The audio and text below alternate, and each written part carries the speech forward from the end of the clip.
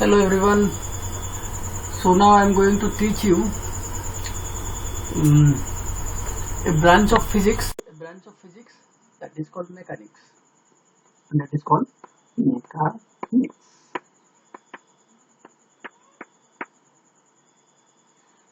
Now, as we know, to study any subject, this categorization is very important. So let us categorize mechanics. So mechanics is divided into two parts. Mechanics is divided into two parts. One is called kinematics and second one is called dynamics. Second one is called dynamics. So what is kinematics? Kinematics is actually a study of motion of an object. Study of motion of an object without knowing the reason of the motion, or without knowing the actual reason of the motion. Similarly, what is dynamic? Dynamic is the study of the motion of the object. Study of the motion of the object with known reason, by knowing the actual reason of the motion. That is called dynamics. So here, reason unknown, unknown, but here reason is known. So this mechanics is itself a branch of physics. Okay, and this mechanics will carry many chapters in your NCERT textbook. So mechanics, dynamics we are not going to study now. We are going to concentrate only on kinematics. So again, in this kinematics, again 2 or 3 chapters are included in your NCERT textbook. So out of this, the first chapter of mechanics is nothing but chapter 3. Also, it is kinematics. Kinematics. See, we are studying kinematics, and inside the kinematics, how many chapters are included? 2 chapters are included. 2 or 3 chapters are included. Now, so first chapter is motion. Chapter 3 of NCERT textbook, that is motion in a straight line. Motion in a straight line. So before knowing the motion in a straight line, let us see what is motion. What is motion? Motion is a change in position of an object. The change in position of an object. The change in position of an object with time is called motion. For example, suppose a person is standing here and one object is here. One object is here. This object is here. Now, suppose this main sees this object. So after 10 seconds also the position of the object remains same here only. Then we can say the object is at rest. The object is at rest.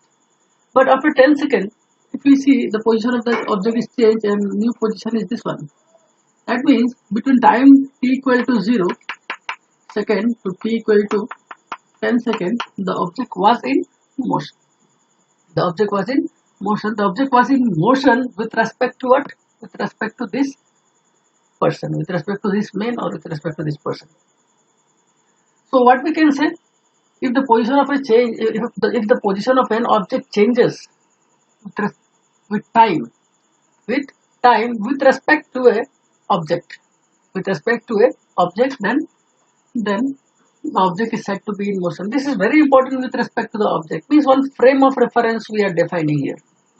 The frame of reference is defined. If this object is in motion, but we don't refers a particular object, a particular man or particular object, then this will be unknown whether this object is in motion or not. Suppose planets are moving, some stars are moving. So if we are standing on the surface of the earth and see these stars are very close, so some stars are there which are moving, but we cannot see. So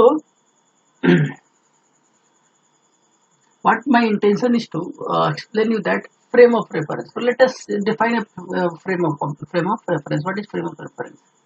The frame of reference is very important. So suppose if I say my height is 100 meter, if I say my height is 100 feet, then will anybody agree? Answer is no. They will not agree, right? Because my height cannot be 100 feet. But if I say yes, my height is 100 feet, it is correct. Then how shall I prove it? Suppose I am standing on a 94 feet building. 94 feet building. 94 feet building. And my height is 6 feet. So 94 plus 6 will be how much? 100 feet. That means my height in this case will become 100 feet. My height in this case will become 100 feet. So my height is 100 feet with respect to what? With respect to the ground. With respect to the ground. I have told my height is 100 feet, but with respect to what I said or what? Answer is no, I have not explained this one. So if I say my height is 100 feet, this is correct, but with respect to what ground? But with respect to top of the building, what will be my height? My height is 6 feet only. With respect to the top of the building, my height is still 6 feet. But with respect to the ground, my height will be 100. So this with respect to, that means frame of reference is very important. It's very, very important. Because you see, this will be considered as now origin. If I say my height is 6 feet above this building, then this will be origin for me. This will be origin for me, and the frame which we are taking into account, x-axis, y-axis, you can say the space we are taking into account. From here, this will be x-axis, this will be y-axis, this will be z-axis. This will be z-axis. So this is the origin of this frame of reference. This is the origin of this frame of reference. From this origin, what is my height? My height is 6 feet. My height is 6 feet. So this frame of reference is very, very important. This frame of reference is very, very important. Now, so we are studying about the motion.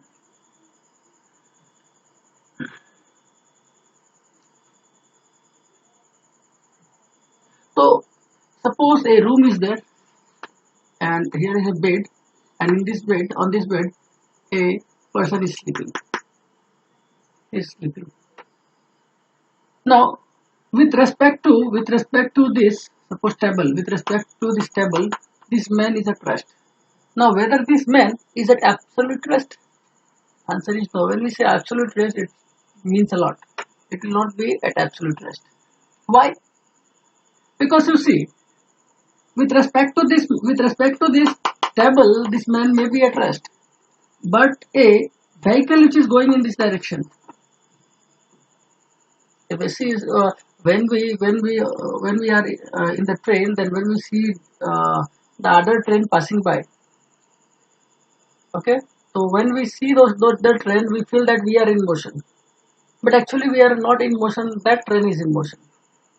So what we feel that we are in motion is nothing but the relative part.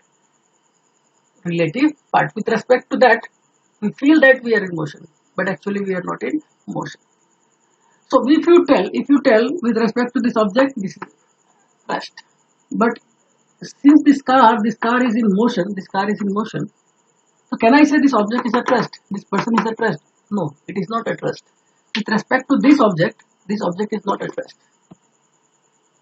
Because you see, from here the position is this, position of this here. But from at this point, this direction gets changed. That means what? Its position gets changed with respect to this object, because this object is already in motion. Now leave this car. Now you think about Earth. Earth is going around the sun or not? If Earth is going around the sun, then with respect to sun, what can you say about this object? Whether is it rest? No, it is still in motion, relative motion. So if with respect to sun only Earth is moving, that means this object is also in motion, in relative motion. Now think about the galaxies. Many galaxies are there in this universe, and all they are in relative motion.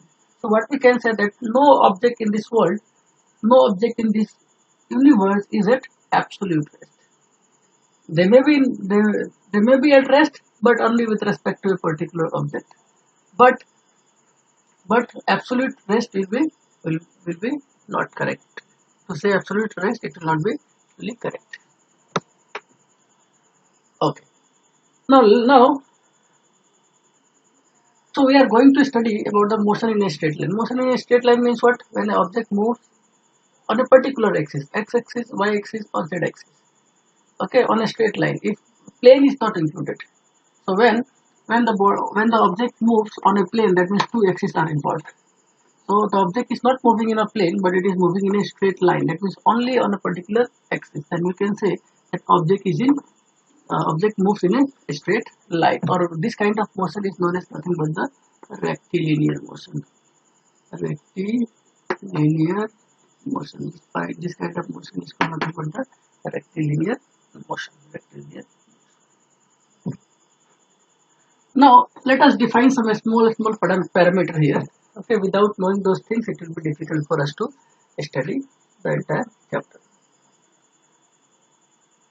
Now let us see what is speed. What is displacement? What is distance? What is the scalar quantity? And what is vector quantity? So what is the scalar quantity? Already we have studied. Those physical quantities which have both magnitude, which have only magnitude but no particular direction, then we can say this is nothing but a scalar quantity. But those physical which have both magnitude and direction, they are called vector quantity. Example: force, velocity, momentum, and many more are there. Okay. Now let us see what is distance and displacement. Suppose this is the initial position, this is the final position of the object. Okay, this is the initial position of an object, and this is the final position. Now, if this start moving and destination it reaches the final position along this path. Now, so at every point you see the direction of the object is continuously changing. The direction can be indicated by drawing tangential line on every point on the object. So the actual path length. So when we are defining here distance. Okay. So the actual path length. You see the actual path length. Which is the actual path length? This is the actual path length. This is the actual path length. The actual path length between the initial position and the final position of an object is known as nothing but distance. Now distance will be a scalar or vector. Distance obviously will be a scalar quantity. Why? Because you see at every point the direction of the object continuously getting changed. Direction got altered. So if the direction got altered at every point on the path, then we can say this object is this distance is nothing but a scalar quantity because it has magnitude. Suppose it covered 10 kilometers, but in which direction it is moving, along x-axis, y-axis, or z-axis, or any a particular direction is mentioned. It is not mentioned.